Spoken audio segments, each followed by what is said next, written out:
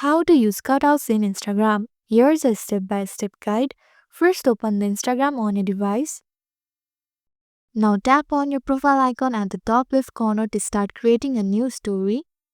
Then select a photo or a video from your gallery. Next, tap the sticker icon at the top of the screen. After that, choose Cutouts sticker from the list. Now pick the photo or a video you would like to turn into a cutout. Instagram will automatically detect the main subject and create a cutout sticker for you. However, if you want to make cutout yourself, you can click on Select manually. Once you're happy with the cutout, hit Use sticker at the bottom right to add it to your story. Finally, resize, rotate or reposition the cutout sticker anywhere on your screen. When everything looks perfect, hit your story to share it with your followers. And there you go. Now you know how to use cutouts in Instagram.